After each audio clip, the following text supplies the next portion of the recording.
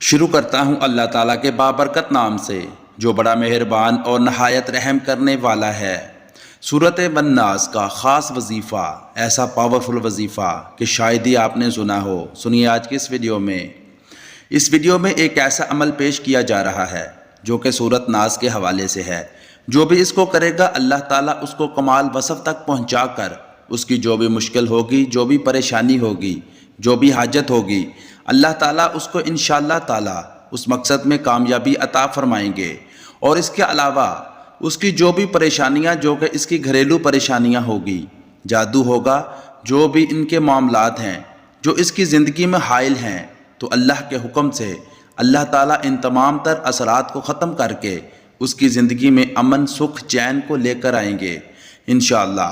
آپ نے یہ وظیفہ کرنا ہے۔ بہت ہی چھوٹی صورت ہے اور انتہائی آسان ہے۔ بہت سی احادیث مبارکہ میں اس صورت کی بہت ہی فضیلت وارد ہوئی ہے۔ اس میں اللہ تعالیٰ نے 3 صفات بیان فرمائی ہیں۔ اللہ تعالیٰ کے اس میں 3 صفات کا ذکر کیا گیا ہے۔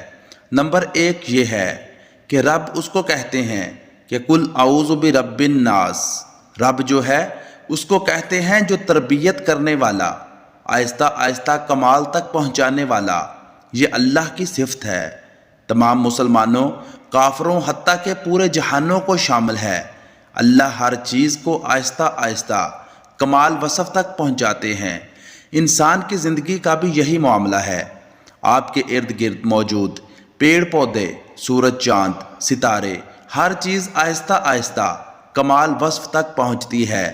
اس کے علاوہ اللہ تعالیٰ کے حقیقی بادشاہ ہونے کا ذکر کیا گیا ہے کہ اللہ تعالیٰ بادشاہ بھی ہے اور ملک بھی رکھتے ہیں۔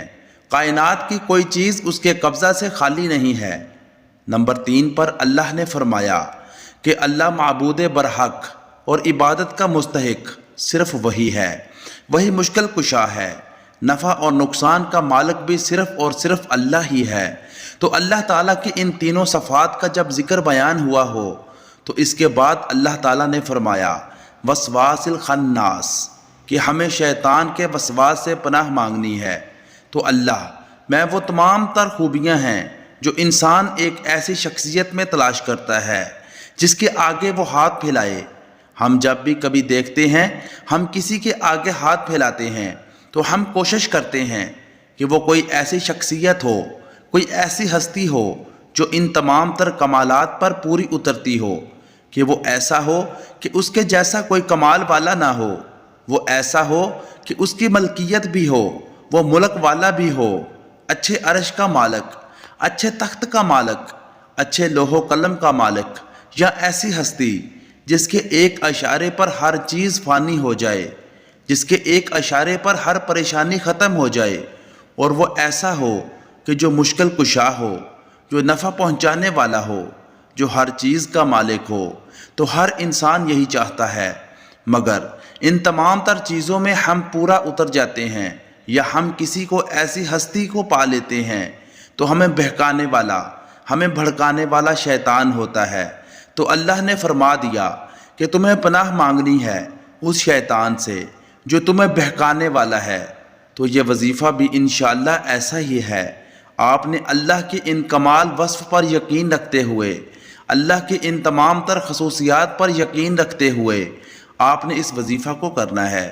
وظیفہ یہ ہے، آپ نے سورۃ ناس کو اول و آخر 3 بار درود پاک پڑھنے کے 111 مرتبہ پڑھنا ہے۔ اس کے بعد 3 مرتبہ درود پاک پڑھ کر پانی پر دم کرنا ہے، اور آپ نے دعا کے لیے ہاتھ بھی اٹھا لینے ہیں، کیونکہ اس میں اللہ کی تینوں صفات کا ذکر ہے کہ اللہ مشکل کشا ہے، نفع پہنچانے والا ہے، ملک و ملکیت کا مالک ہے، معبود برحق ہے، ہر چیز پر قابض ہے۔ آپ نے اس چیز پر یقین رکھنا ہے کہ اللہ آپ کی جو بھی حاجت ہے وہ ضرور بضرور عطا فرمائی جائے گی۔ تو اللہ سے جس چیز کا سوال کریں گے اللہ آپ کو اس پریشانی کا حل عطا فرمائیں گے۔ اللہ تعالی ہمارا اور آپ کا حامی و ناصر ہو۔ تو دوستو، ایسے مزید واقعات اور اسلامی وظائف کے لیے میرے چینل کو سبسکرائب کر کے بیل نوٹیفیکیشن دبا لیں۔ ملتے ہیں نیکسٹ ویڈیو میں، تب تک کے لیے اللہ حافظ۔